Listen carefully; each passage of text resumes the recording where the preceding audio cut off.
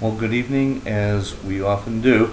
Here it is Sunday evening, and I'd like to talk to you a little bit about what we did last week and get into where we're going this week, this holiday week. So before I forget and be ungracious about it, I really want to wish everyone a happy Thanksgiving. For a lot of people, this is a very special time to be with your families and to really appreciate everything that we do have. And sometimes I think we forget that on a regular basis as we get caught up in things. So take that time this week really to just be appreciative, be thankful. It's an important thing in all of our lives. Okay, let's look at what we did last week. We looked at measurements, right? Measurements and metrics. The whole idea of if you can't measure it, how do you know what's happened? How do you know what's going on? In fact, some people have said if it's not measured, it's not managed. And I'm really very interested in a lot of the descriptions a lot of folks gave about how in your jobs, in your occupations, what types of metrics we have developed, what types of measurements you use, what do you use them for.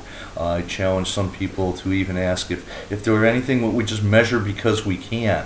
I've often talked to people in my consulting background of frequently maybe what we don't do enough is whoever we is, organizations, businesses, providers of service, providers of product, sometimes we just don't measure what our customers measure.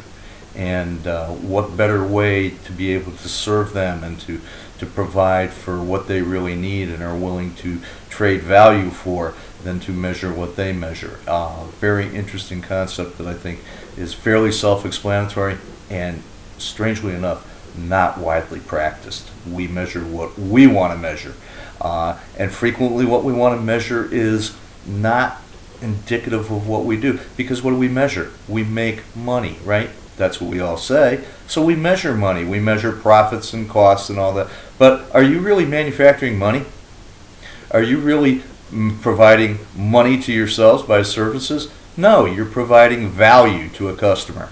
You're providing and creating value for which somebody will present you with value. Money's just a medium of exchange. Think back to your economics. That's again what I asked you to think about economics in my talk about internal customers, and now I'm asking you to think about economics in terms of money as a medium of exchange or a form of measure. But it's not really value. Value isn't created and inherent in the products and services and in the activities of our businesses and organizations. I think even more importantly than all that, though, is what we're going to do this week. You're going to be looking into the concept of learning, organizational learning and personal learning. And these are very, very important. These are critical to our success as organizations and individuals, particularly in this age in which we live. This is a very, very, some people have called it the information intensification age, the creativity age. It's certainly a learning age. So what I've asked you to start reading about this week and examining is how do organizations learn? How do individuals learn? How do we manage that learning? How do we manage knowledge? How do we acquire knowledge? Do we have to do it differently than we did before?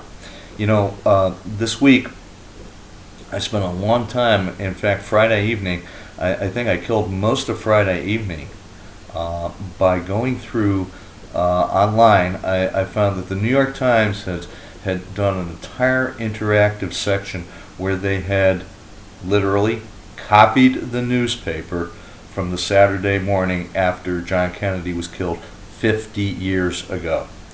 And obviously all the historical accounts of the assassination and the events and the political climate and the world climate around those events, I found, I'm a bit of an amateur historian, I found absolutely fascinating.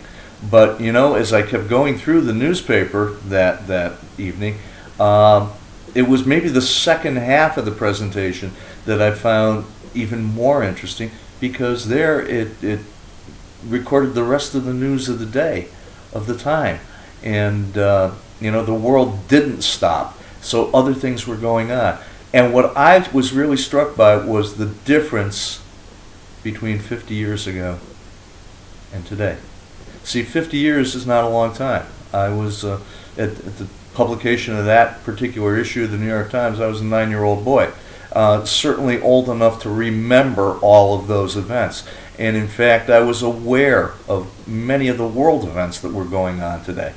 Interestingly enough, a lot of us are not as aware today of world events, even though we have so much more technology and so much more information available to us, and it's probably because we have so much more that we're not aware as much. A little paradoxical, but it's really true in my opinion. Okay? So, learning has changed. The way we learn, what we need to learn, how we learn. And I think, in particular, if you really want to take one thing out of this week, look at that video I've provided by Sir Ken Robinson, who's a real expert and a real renowned speaker on learning and education, how education has changed and how things are changing. Our kids are learning a lot more and in a lot different ways than we did. And even for an old goat like me, who's now just talking about 50 years ago, like I can remember it being yesterday. But you know what? The whole process of learning is the one that never stops. Formal learning never stops. It's interesting. For me, education, it was 34-year gap between my finishing my master's degree and my starting my doctoral studies. And when I look back, those 34 years, those were not a cessation of learning. It was a break in my formal education, but I never stopped learning. And by accident, we never stopped learning. So we want to avoid, though, falling victim to a couple of cliches. One saying that I've heard that I think is very, very pertinent right now. It's that, experience is inevitable, but learning isn't. But, learning can almost be accidental. If we are aware, if we're open, if we understand what's going on around us, we will learn constantly. And if you look at the whole concept of learning in the context of the Baldrige principles, the Baldrige core values, and what I'd really like you to do is to do that. Think back for the first 6 weeks of the course, everything we've covered, everything we've talked about, and put it in that context of learning and how the process of both personal and organizational learning affects the whole idea of quality. And quality now, I think you're beginning to see as a broader concept. Because we're going to come to a point where I want you to think about this. When I was doing a lot of consulting work, I came across this phrase and I appropriated it, used it over and over again, and I'm going to use it with you right now.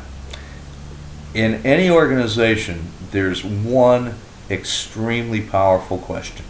And I really don't care what business you're in, what type of organization you're in. But if you're in the leadership of that organization, you can ask this question, and it's the most important one you can ask. The only warning, the only conditions I put on this question is before you ask it, you have to be willing to listen to the answer and to consider it. Don't ask it as a formality. Ask this question in a real listening sense. And the question is very simple. What do you think? People want to be asked what they think because they think a lot of things. And when we say that, when I ask you in your essays, in your discussion boards to answer, what do you think? This is a chance for us not only to display what we have learned, but to learn from each other. It is, in my opinion, perhaps the most important question that can be asked in an organization, as long as you ask it sincerely, openly, and with a willingness to listen to the answer. Okay, happy Thanksgiving to everyone, and thanks for your participation. Looking forward to this week. Thanks again.